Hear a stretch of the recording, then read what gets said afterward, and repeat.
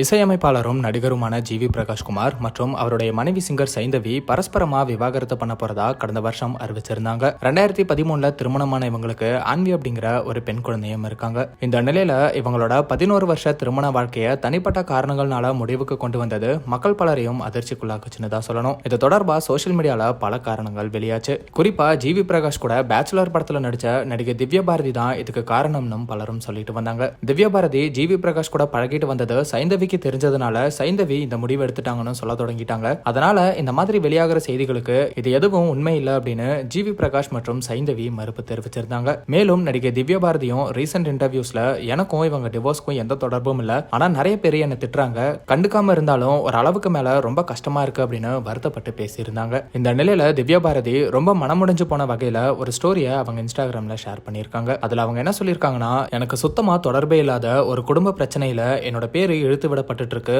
எனக்கும் ஜிவி பிரகாஷோட குடும்ப பிரச்சனைக்கும் எந்த தொடர்பும் இல்ல. நேரடியா சொல்லணும் அப்படின்னா நான் ஒரு நடிகரை கண்டிப்பா டேட் பண்ண மாட்டேன், அதுவும் திருமணமான ஒருத்தரை வாய்ப்பே இல்ல. இப்படி ஆதாரமற்ற வதந்திகளுக்கெல்லாம் நம்ம கவனம் செலுத்த வேணாம்னு நினைச்சு நான் ரொம்ப நாள் அமைதியா இருந்துட்டேன். ஆனா இது வரம்பு மீறி போயிட்டு இருக்கு. இப்படி பொய்யான குற்றச்சாட்டுகளால என்னோட மானம் போறத நான் அனுமதிக்க மாட்டேன். நான் ரொம்ப பலசாலி, ஒரு சுதந்திரமான பெண், ஒரு காசிப்பால நான் யாருன்னு தெரியப்படக்கூடாது. ஒரு நல்ல உலகத்தை உருவாக்க நினைங்க, இப்படி நெகட்டிவிட்டியை பரப்பாதீங்க, என்னோட எல்லைகளை மதிங்க. இதுதான் இந்த பிரச்சனை தொடர்பா என்னோட முதலும் மற்றும் கடைசியுமான விளக்கம், நன்றி அப்படின்னு திவ்யா பாரதி சொல்லியிருக்காங்க. சமீப காலமா விவாகரத்து அதிகமாயிட்டே வரது உண்மை அப்படின்னாலும் அதுக்கான காரணங்களும் நிறைய இருக்கும். ஒரு செலிபிரிட்டி விவாகரத்து பண்ணாலே வேற ஏதாவது தொடர்பு தான் அதுக்கு காரணம்னு சிலர் பேசுறது தொடர்ந்து இருந்துட்டே தான் வருது. இதே மாதிரி தான் இசை புயல் ஏ ரஹ்மான் விவாகரத்து அறிவிச்சதும் இந்த மாதிரி செய்திகள் வெளியாச்சு. எந்த ஒரு உண்மையும் தெரியாம இப்படி தேவையில்லாத வதந்திகளை பரப்புறதை நிறுத்தணும்னு சிலர் சோசியல் மீடியால அவங்களோட கருத்துக்களை இது தொடர்பா சொல்லிட்டு வராங்க. இது ஒரு பக்கம் இருக்க, சமீபத்துல ஜிவி பிரகாஷ் மற்றும் சைந்தவி பரஸ்பர விவாகரத்து கேட்டு குடும்ப நல நீதிமன்றத்துல மனு தாக்கல் பண்ணியிருந்தாங்க.